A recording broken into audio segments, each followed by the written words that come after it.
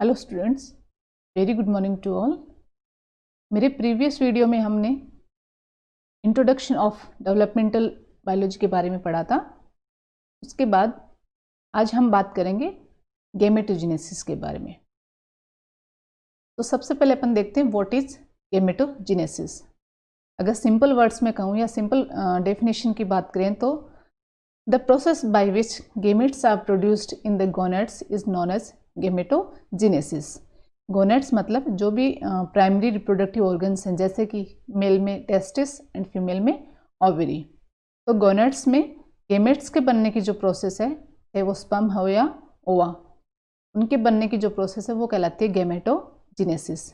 लेकिन अगर थोड़ी सी टेक्निकल डेफिनेशन की बात करें तो gametogenesis is a biological process by which diploid or haploid precursor cells undergo cell division and differentiation to form mature haploid gametes.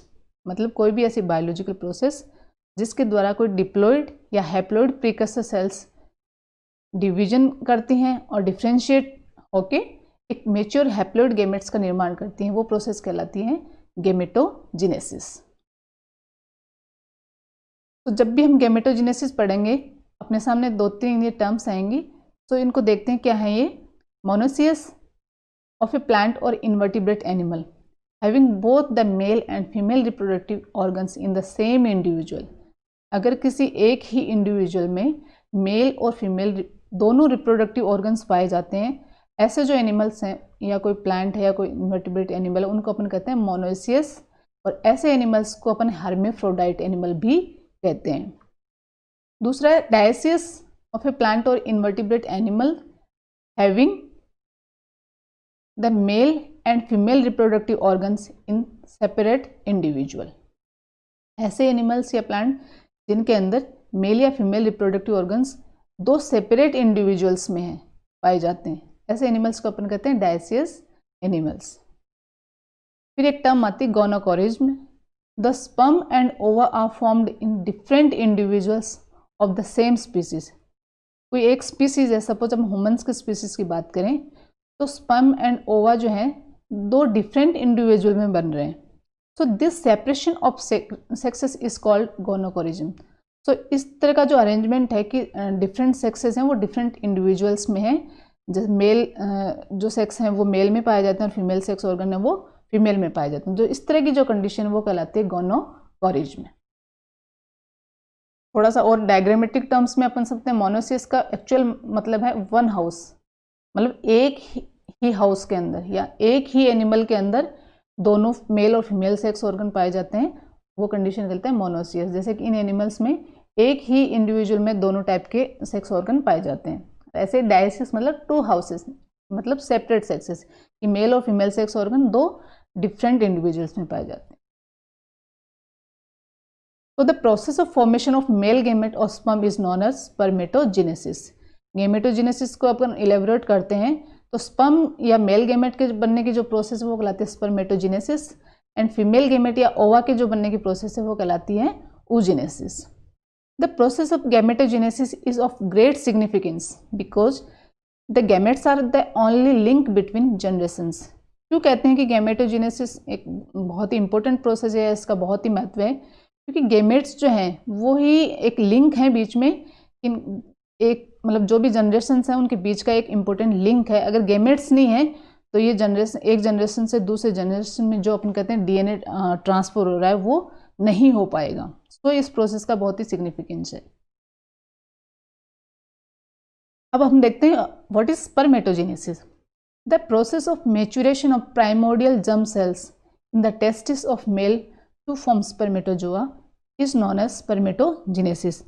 मतलब प्राइमोर्डियल जर्म सेल्स हैं जो कि टेस्टिस के अंदर स्पर्मेटोजोआ का निर्माण करती हैं, वो प्रोसेस कहलाती है स्पर्मेटोजेनेसिस। इस डायग्राम में हम देखेंगे, सपोज ये टेस्टिस है, टेस्टिस के अंदर स्पर्मेटोगोनियम जिनको अपन मदर स्पर्म मदर सेल्स भी कहते हैं या जर्मिनल सेल्स भी कहते हैं, इन सेल्स से जब ये सेल्स डिवीजन फेज में चली जाती हैं, वैसे तो ये अपना कंटिन्यूसली माइटोसिस के थ्रू अपने नंबर्स इंक्रीज करते रहते हैं, लेकिन जिस भी स्पर्मेटोगोनियम को डिवीजन फेज में जाना होगा वो माइटोसिस को स्टॉप कर देती है और वो डिवीजन फेज में एंटर हो जाती है। डिवीजन फेज में जब एंटर होती है तो इस स्टेज पे ये कहलाती है primary spermatocytes. Primary spermatocyte first meiotic division के बाद 2 सेल्स में डिवाइड होता है, जिनको अपन कहते हैं secondary spermatocyte. Secondary spermatocyte again second meiotic division के करता है और हर एक सेकेंडरी स्पर्मेटोसाइट 2 सेल में डिवाइड होता है और इस तरह से अपने को 4 सेल्स मिलती हैं, जिनको अपन कहते हैं स्पर्मेटिड्स। ध्यान रहे, स्पर्मेटोगोनियम और प्राइमरी स्पर्मेटोसाइट जो है यहाँ पे 2n कंडीशन में, मतलब नंबर ऑफ क्रोमोसोम 46 हैं, लेकिन यहाँ पे फर्स्ट मेयोटिक डिवीजन के बाद जो कि रिडक्शनल डिवीजन होता है, रिडक्शन का मतलब कम होना, तो यहाँ पे जो 46 क्रोमोसोम थे अब ये दोनों में 23 क्रोमोसोम रह जाते हैं और यहाँ पे भी ये 23 क्रोमोसोम्स की फॉर्म में ही पाए जाते हैं। अब जब ये इस स्टेज में है तब अपन इनको कहेंगे स्पर्मेटिड्स। ये जो स्पर्मेटिड्स हैं ये इमेच्योर स्पर्म है, अभी ये नॉन मोटाइल कंडीशन में, इस सिचुएशन में ये मूवमेंट नहीं कर सकते या फिर एज ए मेल गेमेट की तरह एक्ट करने में अभी सक्षम नहीं है, उसके लिए इनको मेच्योर होना पड़ेगा। तो ये स्पर्मेटिड से इस तरह के स्ट्रक्चर से ये इस तरह के स्ट्रक्चर में मेच्योर होती हैं या ट्रांसफॉर्म होती हैं। सो ये स्पर्मेटिड से मेच्योर स्पर्म का जो निर्माण है वो कहलाता है स्पर्मियोजेनेसिस। जैसा कि आप इस जिप से भी आप थोड़ा सा समझ सकते हैं, ये जो सेल्स आपको दिख रही हैं ये यहाँ पे हैं स्पर्मेटोगोनियम, जो कि 2n कंडीशन में, मतलब 46 क्रोमोसोम पाए जाते हैं। यहाँ से जो भी सेल है डिवीजन फेज में जाएगी, वो यहाँ पे इस तरह से साइज में थोड़ा बड़ी हो जाती है। फिर ये प्राइमरी स्पर्मेटोसाइट डिवाइड होके 2 सेल्स सेकेंडरी स्पर्मेटोसाइट बना रही है और ये सेकेंडरी स्पर्मेटोसाइट है फिर डिवाइड होके 4 स्पर्मेटिड्स में डिवाइड हो रही है और ये जो स्पर्मेटिड है ये मेच्योर होके स्पर्म का निर्माण करती हैं। तो कई बार ये क्वेश्चन पूछा जाता है कि एक स्पर्मेटोगोनियम जब डिवाइड होती है तो उसके रिजल्टेंट अपने को कितनी सेल्स मिलती हैं, कितने गेमेट्स मिलते हैं। तो अपन बता सकते हैं कि एक प्राइमरी स्पर्मेटोसाइट के डिवीजन के बाद अपने को 4 स्पर्म या 4 गेमेट मेल गेमेट मिलते हैं। ये बहुत बार ये क्वेश्चन पूछा जाता है।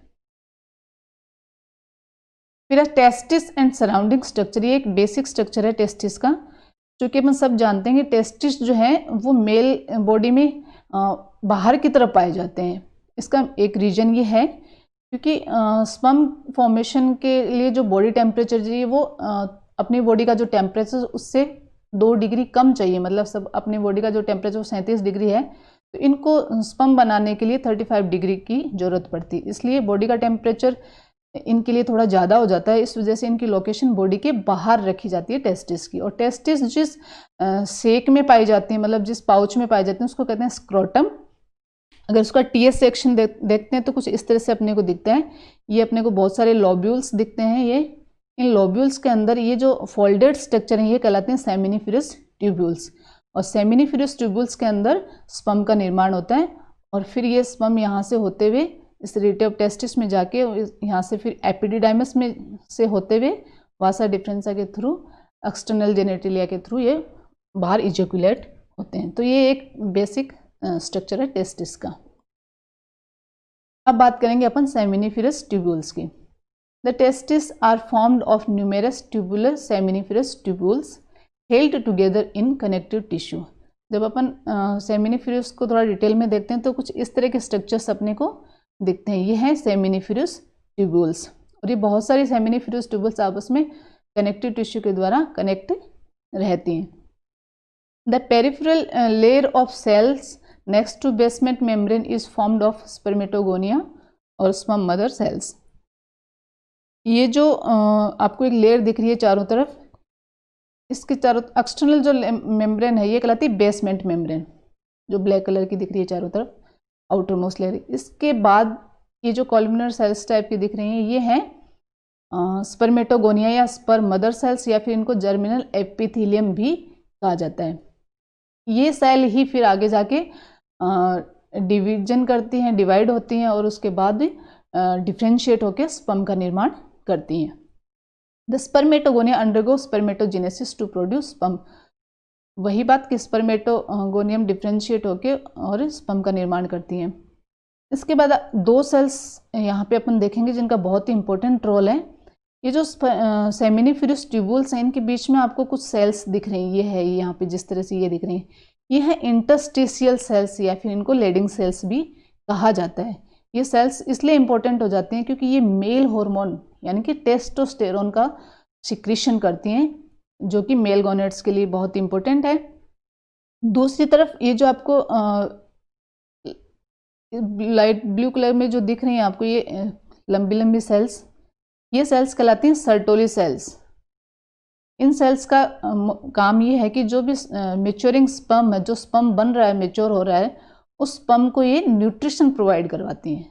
तो ये इन दोनों सेल्स के फंक्शन के बारे में काफ़ी बार पूछा जाता है कि ये क्या है। तो interstitial cells male hormone testosterone का सिक्रीशन करती हैं, जबकि सर्टोली जो सेल हैं वो स्पर्म को मेच्योर होने में, जब स्पर्म मेच्योर होता है, मेच्योरिंग स्पर्म जो है उसको न्यूट्रिशन प्रोवाइड कराती है।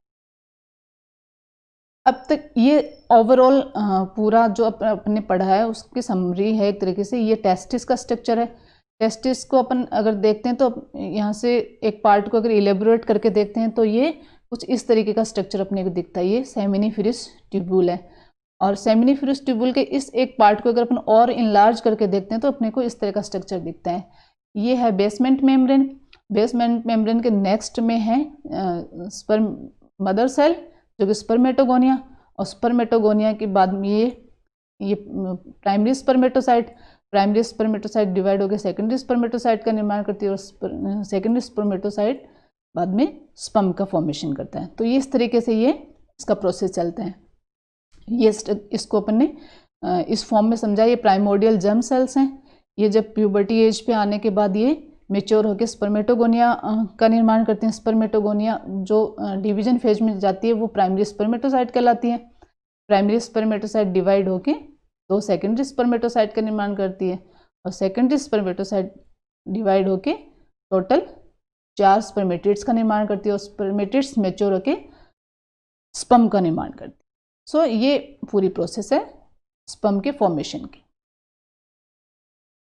अब बात करते हैं फेजेज की, कि किस तरीके से स्पर्मेटोगोनियम डिवाइड होकर स्पर्म बनाती है, तो कौन कौन से फेजेज आते हैं और उस टाइम में उसके क्रोमोसोम नंबर की सिचुएशन क्या है। तो सबसे पहला फेज है मल्टीप्लिकेशन फेज। मल्टीप्लिकेशन फेज में जो स्पर्मेटोगोनियम है ये कंटिन्यूसली माइटोसिस के द्वारा अपना नंबर बढ़ाती रहती है और जैसे ही ये मल्टीप्लिकेशन फेज स्टॉप होता है तो ये स्पर्मेटोगोनियम अब डिवीजन फेज में चला जाता है जिसको अपन कहते हैं ग्रोथ फेज।